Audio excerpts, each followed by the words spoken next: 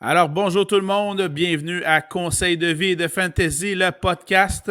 Simon Saint-Michel avec vous et avec Danny Lassière. Salut Danny, ça va? Salut, ça va bien toi? Oui, ça va bien, merci. Alors, on est deux tripeux de football, de fantasy football. On a décidé de partir un podcast. Pour ma part, ça fait une vingtaine d'années que je fais des pools de football, ce qu'on appelle du fantasy football. J'en ai gagné quelques-uns sous la cravate. Et Danny, on a réussi à le convertir récemment à faire des pools de football, mais Coïncident? dès que tu as embarqué, ça a été un succès assez fulgurant. Ouais. Non, ça a bien été, ça a bien été. Écoute, ouais, essai et erreur. J'ai pas eu peur d'écouter certains experts. L'important, c'est d'écouter un peu qu'est-ce qui se dit, puis de se faire une tête avec ça, puis de ne pas être trop émotif, puis de ne pas être trop, tu sais, gérer ça un peu comme quelqu'un, un courtier à la bourse ou quelque chose comme ça, d'être tempéré, de ne pas être trop émotionnel. C'est un des bons conseils que j'aurais à donner. C'est pas Parce mal qu'il ça y que a j'ai de la misère à il y a faire. beaucoup de gens qui sont trop émotionnels là-dedans. Et c'est là qu'il faut que tu en profites. Tout à fait. Puis d'ailleurs, quand tu es arrivé dans un des pools de football, tu es arrivé avec ton plan quinquennal. Oh yeah! Donc, tu avais déjà des vues, mais tu as devancé ton plan quinquennal en remportant ton championnat à la troisième année, c'est ça? Oui, ben, j'avais bâti un plan plutôt. Ben, j'ai commencé mon premier choix. On parle de ton pôle à toi. Mon premier choix au total, ça a été McCaffrey. Ça Oh, part bien. ça porte Euh, très bien un pool, ça. Ouais, ça te part très bien. Puis j'avais été chercher un wide receiver. C'est un jeune stud. C'était Michael Thomas. Fait que Ouh. j'avais comme bâti mon plan avec ces deux-là. Je voyais la tangente que ça prenait. Je voyais que Breeze aimait beaucoup envoyer le ballon à Thomas. Puis McCaffrey, c'était un gars que les Panthers allaient bâtir alentour de lui avec la passe puis la course. Fait que je me suis dit, c'est un bon moyen de partir en PPR.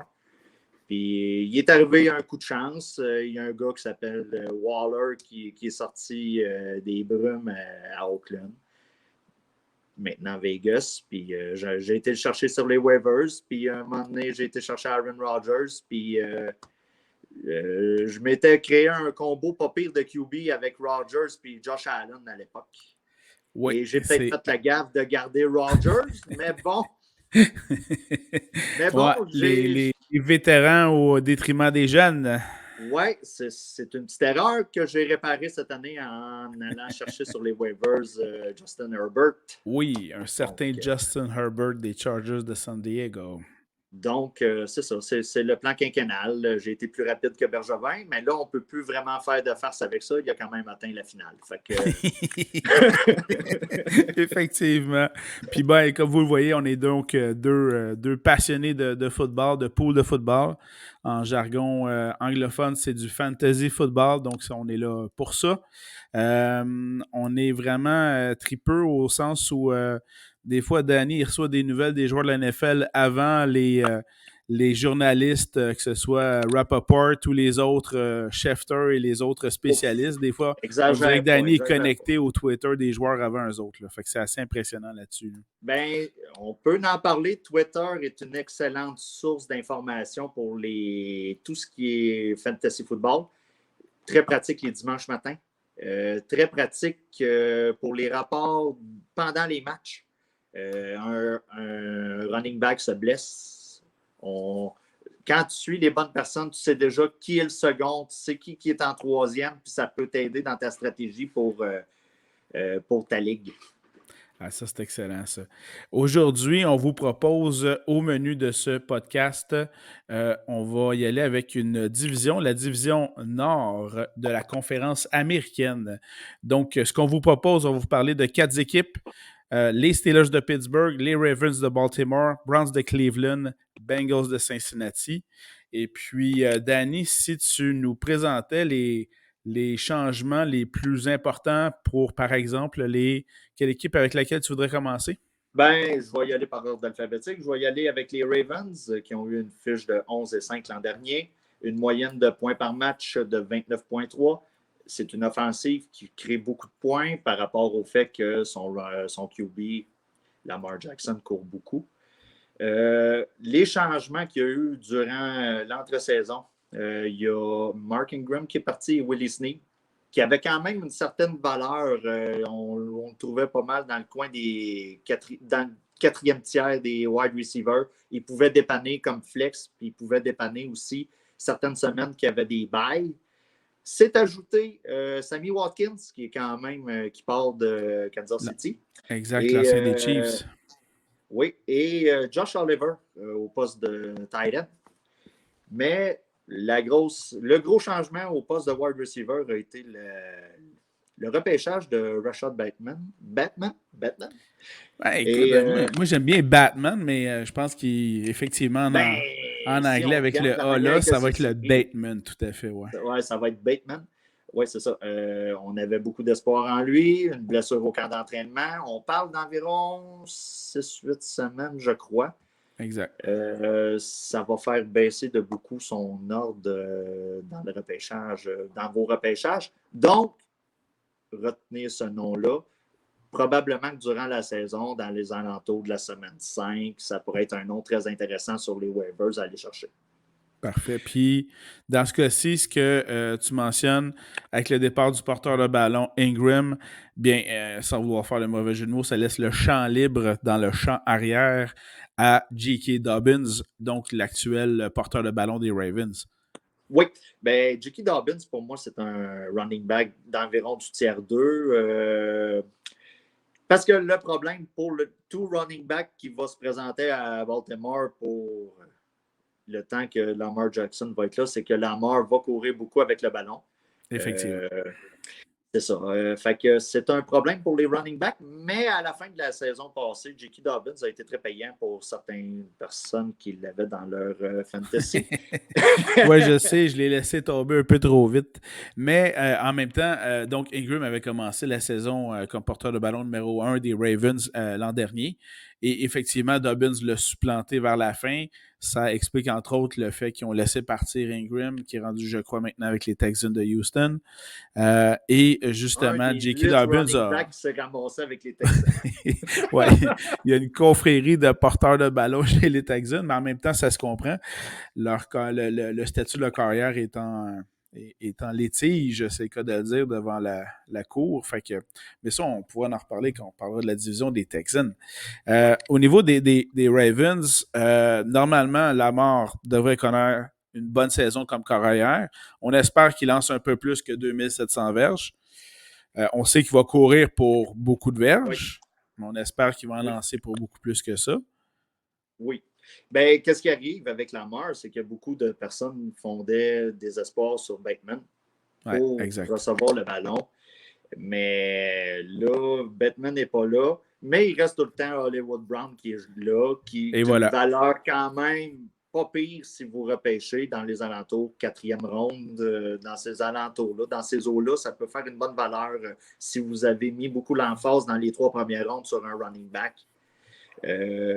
Ça peut être une bonne valeur, mais il faut s'attendre à ce que sa valeur diminue un peu quand que Bateman va revenir. Exact. Et ça reste que c'est Lamar qui lance le ballon. Il y a eu des bons épisodes qui a lancé le ballon, il y en a eu des moins bons. C'est pas un bras canon, mais il se sert de ses jambes, il est mobile. Si Brown se libère, il y a des chances qu'il l'atteigne. Fait que si je résume, le porteur de ballon Dobbins, c'est pas un porteur de ballon élite. On pourrait donc plus parler du tiers 2. Dans ce cas-ci, au niveau des porteurs de ballon, un peu la même chose pour le receveur de passe Marquise Brown, Hollywood Brown. Mais là où, oui, la perte de Bateman fait mal. Par contre, il y a toujours l'excellent allié rapproché, Mark Andrews, si je ne me trompe pas, qui est toujours là. Mark Andrews, oui, c'est un des top 5 des tight ends. Côté tight end, vous allez faire vos repêchages puis vous allez trouver qu'il n'y a pas grand choix à partir du 5e. C'est là qu'il va Fait que les gens ont peut-être tendance à le repêcher peut-être un peu plus tôt, mais c'est quand même une valeur sûre. Il y a eu quelques blessures au cours des dernières années, mais c'est une valeur sûre. Lamar le trouve facilement sur le terrain. L'avenue de Sammy Watkins peut aider aussi. Sammy Watkins a été utilisé pas mal avec Casey pour des trajets en ligne droite. Tu avais Tyreek Hill d'un côté, tu avais Watkins de l'autre. Je ne suis pas trop sûr de ce que ça va donner tout ça. Ben, c'est exactement ça que je m'allais te mentionner. Les statistiques de Watkins pour l'année passée, même s'il était avec les Chiefs, c'est Patrick Mahomes. Écoute, si je ne me trompe pas, il n'a même pas atteint 500 verges. Là. Fait que c'est quand même assez douteux. Mais bon, tout ça pour dire qu'avant de commencer à repêcher un paquet des joueurs des Ravens rapidement, soyez patients. Ils vont venir à vous dans les rondes suivantes. Là. Oui. C'est un. À l'exception peut-être de Lamar et de Jackie Dobbins, c'est un groupe que j'attendrais un peu pour repêcher. Pour Sammy Watkins, on va se dire la vérité. Dans le fond, il faut que Bateman et Brown ne soient pas là. Ouais, alors ça, c'est clair. Et si vous le mettez dans votre line-up, vous êtes en sérieux problème. Envisagez une transaction. Puis les fans des Bills vont se souvenir que c'est pas la santé qui. Il y a beaucoup testé le système de santé dans le coin de Buffalo. Fait que faut faire attention. faut faire attention avec Watkins. Super. Si on passe à la prochaine équipe, je peux me tromper, mais je pense qu'en ordre alphabétique, on va tomber aux Bengals. Est-ce que c'est bien ça? Ben écoute, on peut passer avec les Bengals, en effet. Les Bengals. Qu'est-ce que tu as à dire, toi, sur les Bengals? Ben écoute, on avait beaucoup d'incertitudes à la fin de la dernière saison avec la blessure au carrière de Joe Burrow. Avec les blessures, il y en avait plusieurs également aussi. Il y avait le receveur étoile AJ Green qui s'était blessé également aussi. Donc, AJ Green est un autre abonné. On parlait de Watkins tantôt, c'est un autre abonné à l'infirmerie. Ça a été en descendant un peu. C'est un autre que tu pouvais repêcher pour être ton quatrième wide receiver, que tu misais plus sur la santé que l'efficacité sur le terrain. Ouais. Et les gens qui l'ont repêché, d'après moi, vont être refroidis là, pour les années à venir, carrément. Et là, avec la perte d'AJ Green, qui est maintenant rendu avec les Cardinals de l'Arizona, bien, on avait quand même l'année passée T. Higgins qui avait amassé plus de 900 verges, Tyler Boyd plus de 800 verges, mais ils ont repêché très tôt les Bengals, 5e choix du dernier repêchage, je ne me trompe pas, un certain Ja'Marr Chase, le receveur numéro 1 de LSU, avec qui Joe Burrow a d'ailleurs joué lors de sa dernière saison. Les affinités, c'est des buddies, ça a fait le parti ensemble. Mais c'est ça, ils ont un peu fait une fleur, je crois, à Joe Burrow. Ils ont donné une grosse fleur. Une grosse fleur. C'est correct. C'est correct. Ce que j'aime des Bengals, c'est que tu as 3 wide receivers que tu peux aller chercher, mettre à toutes les semaines comme wide receiver 2 ou ton flex sur ton line-up. Ja'Marr Chase, T. Higgins et Tyler Boyd. Tu peux facilement les mettre. Moi, j'aurais à choisir. Toi, tu aurais à choisir. Toi, tu y aurais lequel en priorité? En priorité, moi, je resterais avec Higgins. Habituellement, je suis un fan des recrues qui s'amènent. D'ailleurs, l'année passée, j'ai mis la main rapidement sur Justin Jefferson des Vikings. Ça a porté fruit. Puis j'adore les recrues qui s'en viennent. Puis surtout, comme tu l'as bien mentionné, il y a déjà une affinité avec son lanceur, donc le porteur le carrière, pardon, Joe Burrow. Mais faut que je t'avoue honnêtement, de tout ce que je vois au camp d'entraînement, toutes les vidéos qui sortent des pratiques et des matchs simulés des Bengals, ça en est rendu que il y a plein de memes qui se font sur les réseaux sociaux parce que il mentionne entre autres que Ja'Marr Chase ne pourra jamais attraper la COVID parce qu'il n'attrape rien au camp d'entraînement en ce moment. Là. Ça, c'est méchant. Mais écoute, moi, je serais tenté de le repêcher dû au fait que sa valeur baisse justement à cause des memes comme ça. Il ne faut pas oublier que les joueurs, veulent pas, changent d'environnement. Même si Joe Burrow est là, que c'est une figure connue pour lui, Le gars change d'environnement, il arrive avec une certaine pression. Moi, j'aurais tendance à le prendre, Ja'Marr Chase. Je ne miserais pas tous mes œufs dans ce panier-là pour le mettre wide receiver 2. J'essaierais peut-être que ce soit mon troisième, mon flex, un gars que je vais sortir d'un bail. Il va se créer une affinité avec Joe Burrow. Il va s'habituer à la vitesse de ce game-là. C'est sûr qu'il y a comme un palier entre où ce qui était à l'université et maintenant. J'aurais tendance à le prendre. Tu veux une valeur sûre, T. Higgins. Voilà. Peu importe qui lançait le ballon, T. Higgins était là. Il m'a beaucoup aidé dans le passé. Dans le passé, dans le fond. Et certains vont aller du côté de Tyler Boyd. C'est pas un mauvais choix, mais je crois que sa production va peut-être diminuer un peu par rapport à la hiérarchie qui est maintenant en place là, à Cincinnati. Tout à fait. Puis ce qui est important dans ce que tu mentionnes, c'est qu'effectivement, Chase, en bout de ligne, je pourrais être intéressé à aller chercher, tout dépendant de la valeur qu'on va pouvoir lui attribuer, et donc à quel rang, à quelle ronde du repêchage pour aller le rechercher. Ce ne sera pas mon premier wide receiver, ce ne sera pas ni mon deuxième receveur de passe. Ça va être mon troisième ou mon quatrième que je vais pouvoir sélectionner dans les 7, 8, 9e ronde du repêchage. Là. Pour moi, ça va être rendu une bonne valeur rendue là. Il ne se rendra pas là. Oublie ça. Bon, mais tant mieux pour celui qui va le prendre. Oui. Moi, je vois peut-être une saison en 2 paliers pour lui, peut-être de semaine 1. Là, je ne sais pas le bail où ce qui est, mais tu sais, jusqu'à semaine 8, semaine 9, où ce qui va avoir un certain apprentissage. 10e semaine pour les Bengals. Comment? 10e semaine pour les Bengals. 10e semaine, bon, ben, une fin de saison, là. Ça accroche. Une très grande valeur pour ceux qui jouent en mode Dynasty. Les keepers. Ceux qui vont garder des joueurs à la fin de la saison. On parlait beaucoup en repêchage à chaque année où ce que les joueurs tombent tous dans le bassin. Mais Ja'Marr Chase a une excellente valeur à conserver. À conserver. Vous devrez probablement avoir à le repêcher cette année si vous voulez l'avoir les années prochaines. Okay. Donc, vous en êtes avertis. Tout à fait. Moi, j'attire l'attention des gens au niveau d'un porteur de ballon des Bengals qui, je crois, est sous-estimé selon moi, Joe Mixon. L'année passée, il a été grandement blessé. Il n'a joué que 6 parties, avec quand même accumulé 428 verges au sol, 3 touchés, 21 passes, au-dessus de 130 verges de réception de passes. Si on cumule ça sur 16 matchs, ça donne d'excellentes statistiques. Là-dessus, il ne faut pas négliger là, Joe Mixon. Qu'est-ce que tu en penses, toi?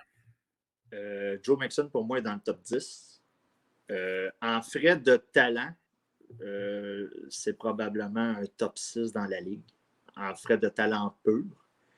Le problème de Joe Mixon a souvent été les blessures et la façon que les Bengals ont géré un peu la situation. Si tu as repêché Joe Mixon l'an passé ou même la saison d'avant, il y a tout le temps eu. On prend par exemple McCaffrey avec les Panthers. On savait qu'il était mis sur le IR.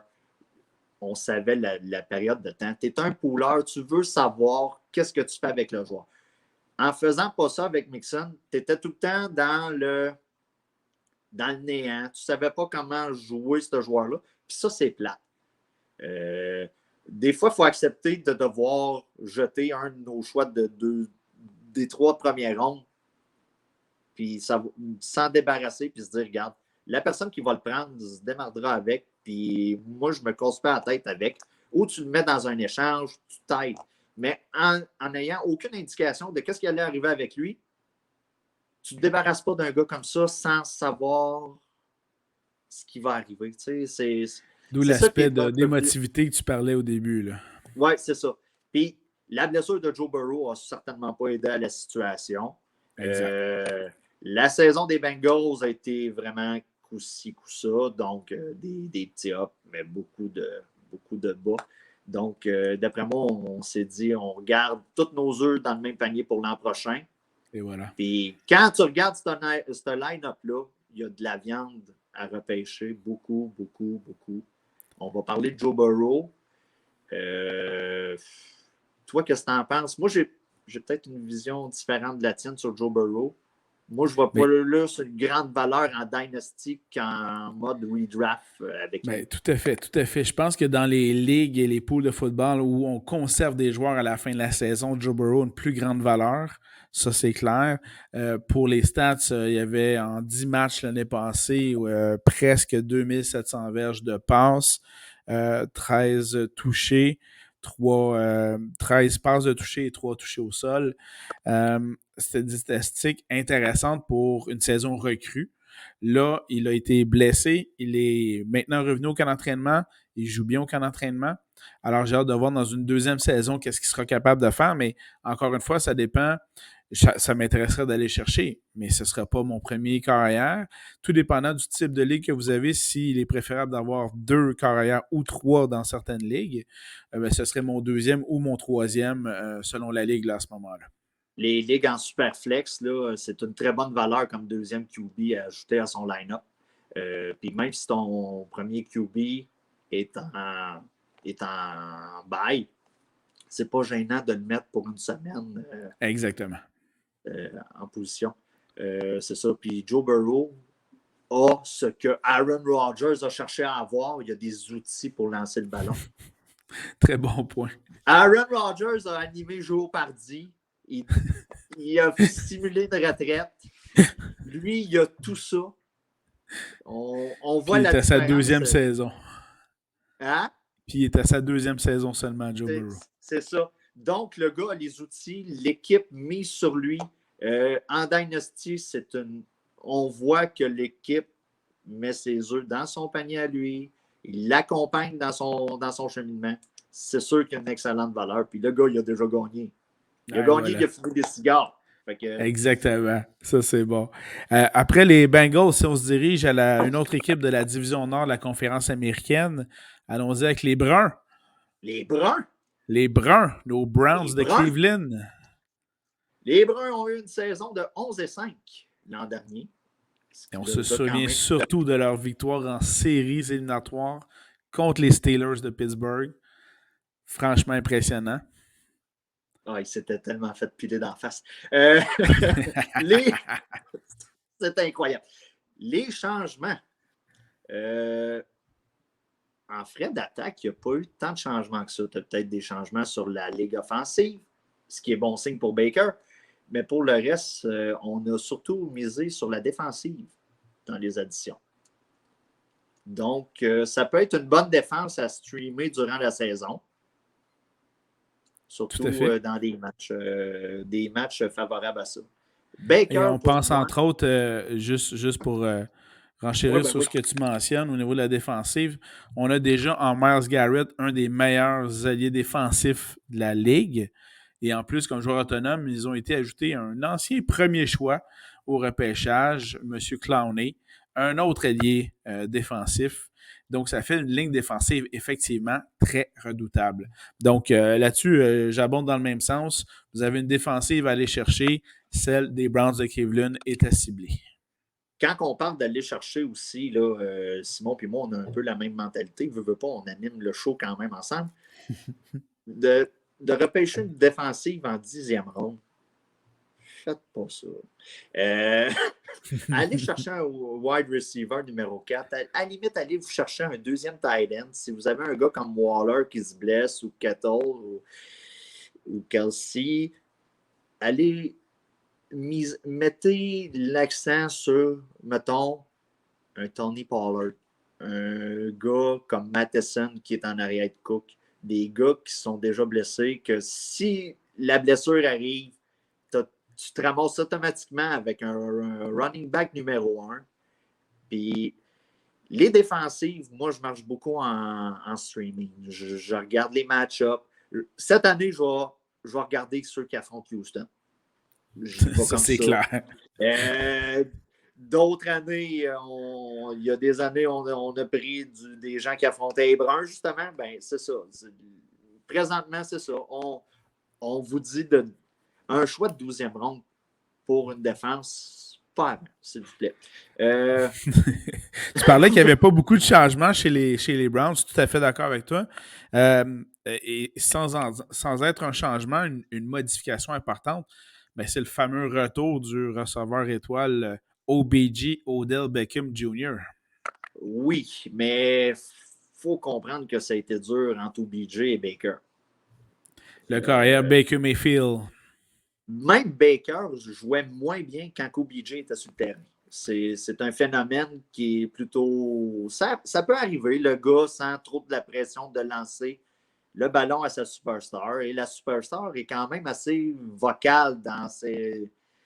Ça peut ne pas aider à ça. Il a beaucoup mieux travaillé quand OBJ était en convalescence. Ça, c'est clair. On a vu une distribution de ballons incroyable de Mayfield à ses autres receveurs, Jarvis Landry, Higgins, People Jones et ses alliés rapprochés, Hooper et Njoku. Le ballon a été distribué de façon beaucoup plus égale. Tout le monde était content de l'avoir par match. Et Oui. ça a permis quand même à Baker Mayfield de lancer au-dessus de 3500 verges durant la saison. Là. Oui. Puis il ne faut pas oublier qu'il a quand même fait beaucoup de verges en ayant Nick Chubb et Kareem Hunt. Là, si tu en parles, on y va tout de suite, mais ce qui est assez impressionnant, surprenant en fantasy football, c'est oui, on va toujours prendre, il y a des porteurs de ballon étoiles comme Nick Chubb, mais c'est très rare qu'on va se lancer rapidement sur les remplaçants, sur les deuxièmes porteurs de ballon d'une équipe. Puis dans ce cas-ci, c'est une des seules équipes où vous devez vous lancer rapidement sur Kareem Hunt. Oui, surtout si une blessure arrive à Nick Chubb, comme c'est arrivé pendant quelques semaines l'année passée. L'attaque est une attaque quand même diversifiée. Fait que ça l'aide beaucoup pour la répartition des ballons. Nick Chubb, pour moi, c'est un running back qui peut se repêcher en fin de première ronde si vous êtes une ligue à 12 équipes, même à 10. Je ne serais pas gêné de le prendre, mettons, 9e ou 10e. Ouais, si au tournant que vous allez chercher un wide receiver, vous pouvez même aller chercher peut-être... moi, Hunt, j'irais peut-être plus vers la 5e ronde. Mais il y a une très belle valeur à gagner si Nick Chubb se blesse. Tout à fait. Puis je fais juste rappeler les statistiques de 2016 de Kareem Hunt, mais encore une fois, qui sont entremêlées avec la blessure de Chubb, qui a joué 12 matchs l'année passée.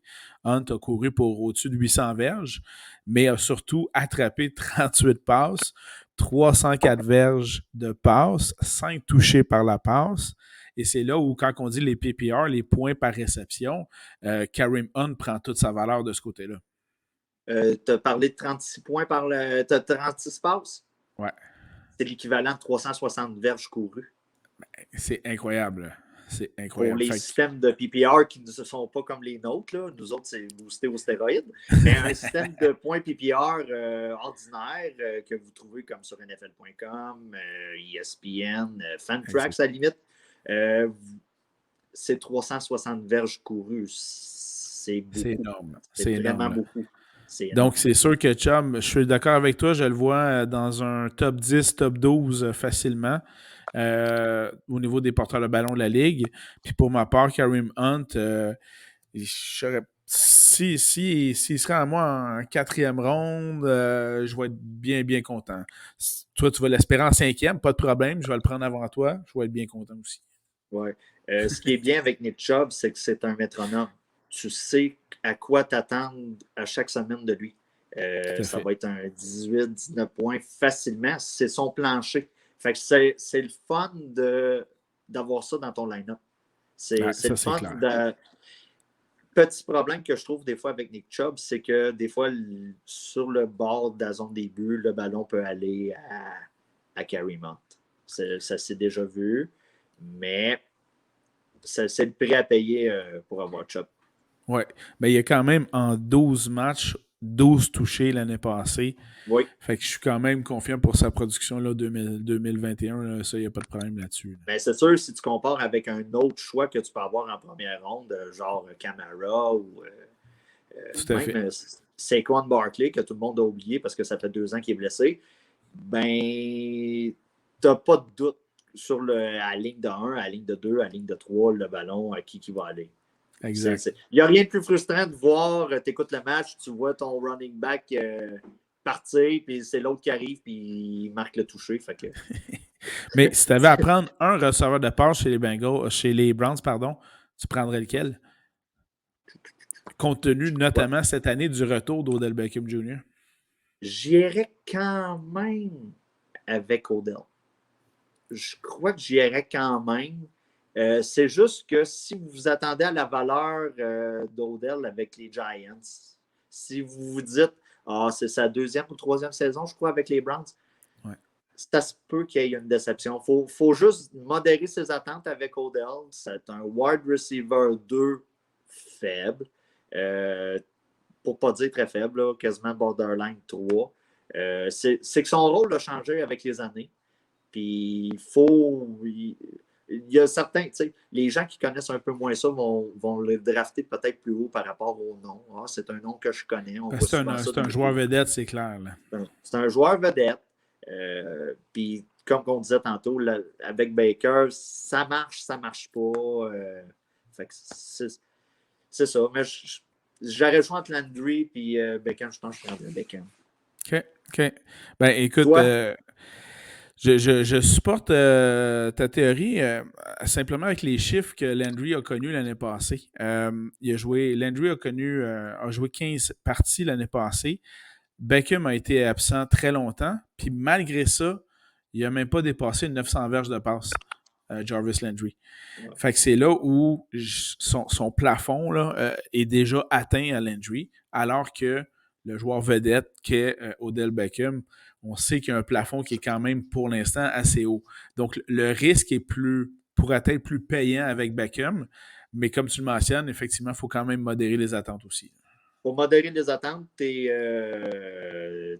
on repêche, il faut s'attendre à ça. Faut pas. Oui, tout à fait. Faut drafter le joueur par rapport à une vision plus globale. Il ne faut pas se fier au gros match. Le catch, là, Monday Night Football, puis tout ça, c'est. il va en sortir un jeu comme ça, il n'y a pas de problème, mais c'est juste modérer ses attentes. Mais ça, c'est le côté émotionnel. Il faut en profiter. Voilà. Ça, c'est mon côté à moi, ça. Moi, personnellement, si j'aurais Odell, j'attendrais un gros match de sa part puis j'essaierais de le transiger. Et évidemment, moi, le poisson, c'est moi qui va mordre à l'hameçon et qui devrait aller mordre dans cet échange. T'es pas si pire que ça. Ah, mais pour un gros nom comme ça, je me laisserai avoir, je pense. T'avais-tu d'autres choses à dire sur ce merveilleux club qu'est les Bruns? Non, tu as couvert la défensive qui est effectivement intéressante en fantasy. Merci là-dessus. Je fais juste terminer en mentionnant que pour moi, c'est un casse-tête quant au poste d'allié rapproché au niveau des pots de football. Parce que là, tu en as deux. Tu as Austin Hooper et tu as David Njoku. Les deux partagent les ballons. Exactement. Oubliez ça comme allié rapproché. Puis habituellement, dans un pot de football, on n'en prend pas plus que deux habituellement. Trouvez-en deux ailleurs, puis vous allez avoir un meilleur rendement. Là. À moins qu'il y ait une blessure. Ça, là, on parle, on est au début de la saison, les bobos sont plus ou moins présents là, pour certains. C'est un cas de streaming. C'est un cas de durant la saison, il y a un bail, tu as un autre joueur que tu n'as pas peur de te débarrasser, que quelqu'un va aller le chercher. Tu vas pouvoir aller piger du côté des Bruns, mais touchez pas à ça. Dépensez pas du capital de repêchage juste pour eux autres. Là. Et voilà. Selon moi. Exactement. Et puis, on va terminer la division nord de la conférence américaine avec les Steelers de Pittsburgh qui avaient commencé la saison. C'est quoi? 11-0, je pense qu'ils avaient commencé la saison puis qu'ils l'ont fini. Ça a fini 12-4. Ça a fini 12-4. Ça a monté, puis ça a descendu, mais ça n'a pas remonté. Tu sais, en fait, ça a suivi le rendement de TikTok, finalement, avec Juju qui dansait au fur et à mesure qu'il gagnait. Puis quand ils ont commencé à perdre, TikTok a baissé un peu aussi. Oui, mais le gros problème qu'ils ont connu les Steelers l'an passé, c'est qu'il n'y avait aucun coureur aucun course qui dépassait le 2 verges. Donc, Big Ben était obligé de lancer le ballon. Il a lancé le ballon comme jamais il a lancé le ballon. Ouais. Ça a donné l'occasion à 3 wide receivers de vraiment sortir du lot. Les départs. Oui, les changements au niveau des Steelers, ça ressemble à quoi? Le changement le plus important pour nous autres là, dans le merveilleux domaine du fantasy football, c'est James Conner qui est parti.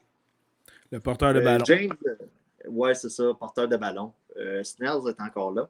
Mais il y a une arrivée d'un joueur qui va tout changer. Wouhou! J'aimerais que tu te parles de ce gars-là parce que tu vas le repêcher puisque tu es premier dans notre pool à nous. C'est Najee Harris. Et oui, tout à fait. Donc, porteur de ballon étoile qui sort donc du collégial. C'est un porteur de ballon qui est déjà fait pour le moule de la NFL et un modèle assez rare.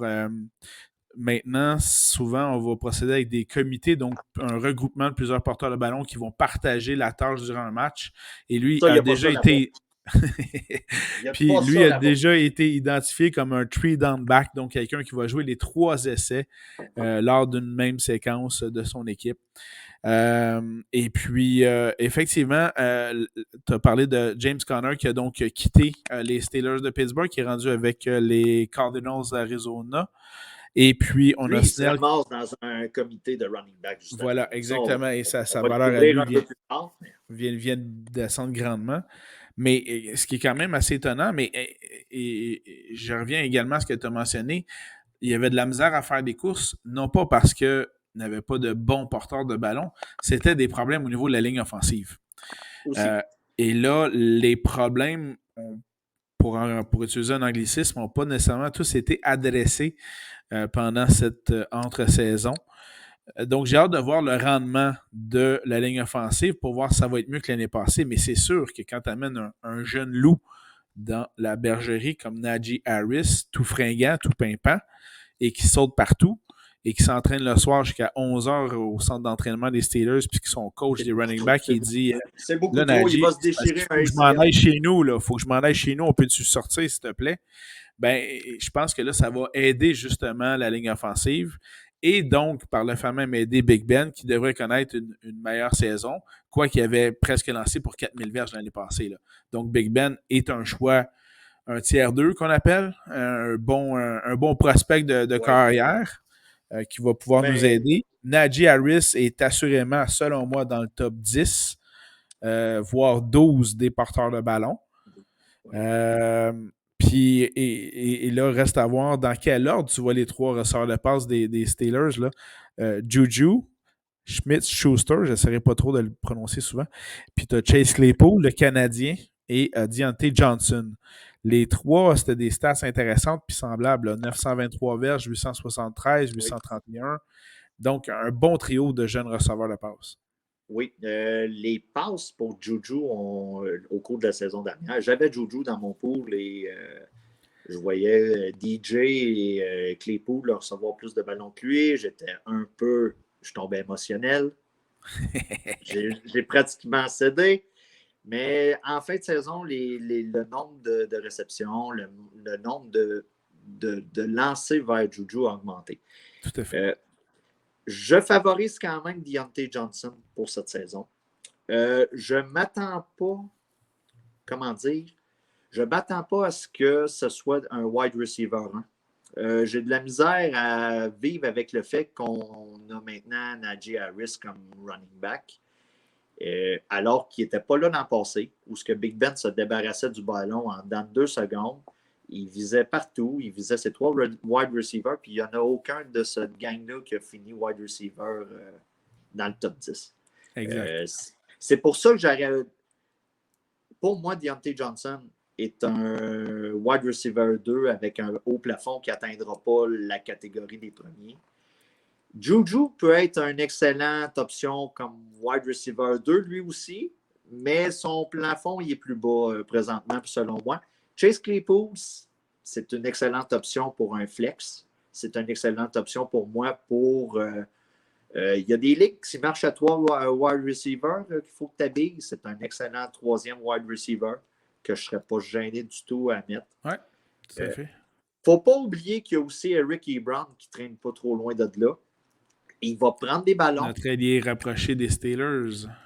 Oui, écoutez, je dépenserais aucun capital en repêchage pour lui. Je serais peut-être tenté, selon le match-up, de l'utiliser pendant qu'un autre de mes joueurs est en bail.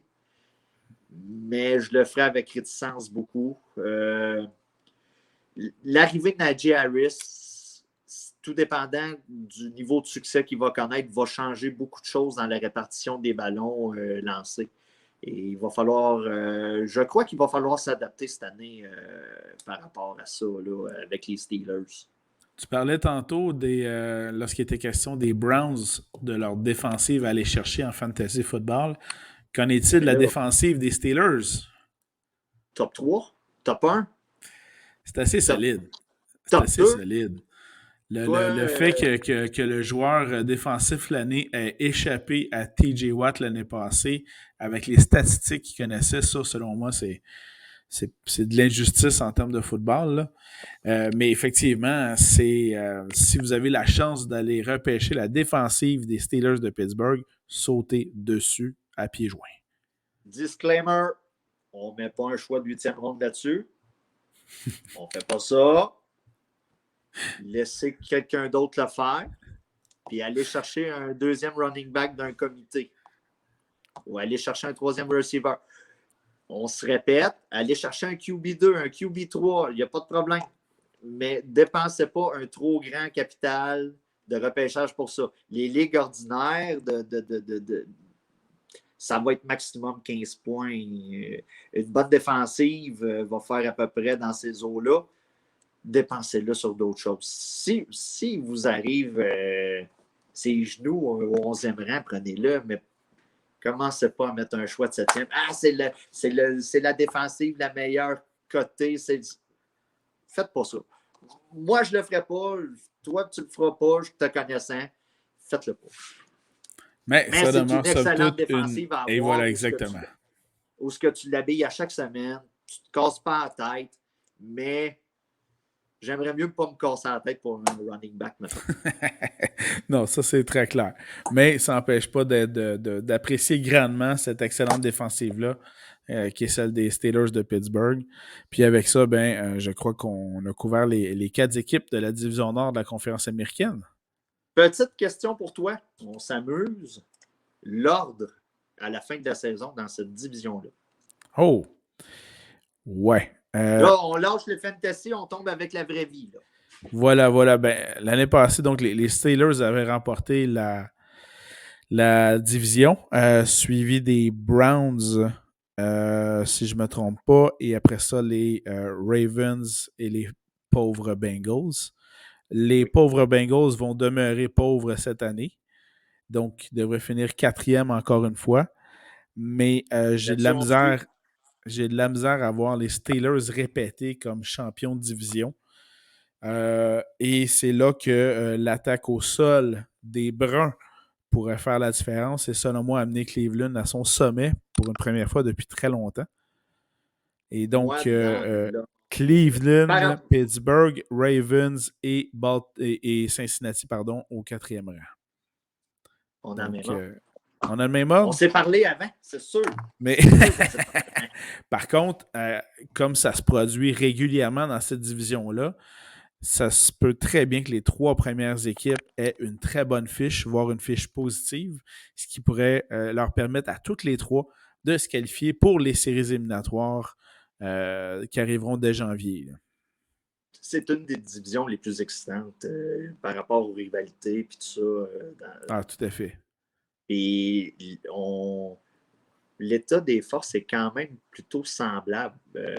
On a parlé de clubs aujourd'hui qu'ils ont de très bons wide receivers. Si j'enlève un peu Baltimore du portrait, là, on a beaucoup parlé de clubs qui avaient 3 bons wide receivers.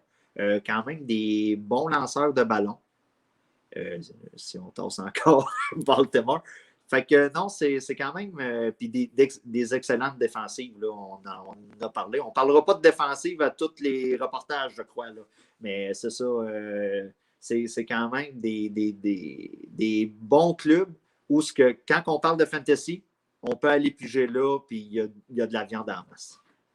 Ben, écoute, super intéressant. Merci beaucoup, Danny. Merci beaucoup. J'aimerais ça, avant qu'on finisse le podcast, j'aimerais ça t'offrir un conseil de vie. Ouais, vas-y. Quand tu es avec ta blonde et que tu vois que ta blonde est super fâchée, là, OK? Ben, C'est l'histoire de ma vie. tu vas justement chercher une cape de super-héros, tu y mets ça autour du cou, puis là, tu fais « Tu étais fâché, maintenant tu es super fâché! » Si elle réagit bien, ta relation de couple est faite pour durer super longtemps. Qu'est-ce que t'en penses? Je l'essayerai pas. Ouais, hein? Dans un gars qui n'a plus de coupe, ça donnera ce que ça voudra. Bon, bon ben là-dessus, un grand merci, Danny, pour ton temps. On va savoir bientôt, on parlera d'une autre des divisions de la conférence américaine. On va essayer de faire toutes les divisions qu'on peut le plus rapidement possible d'ici le début de la saison. Puis on aura le plaisir, durant la saison, d'essayer d'offrir quelques autres conseils de fantasy à chaque semaine aussi. Oui. En vous remerciant beaucoup, tout le monde. Merci tout le monde. Bonne fin de journée. Bye bye. Bye bye.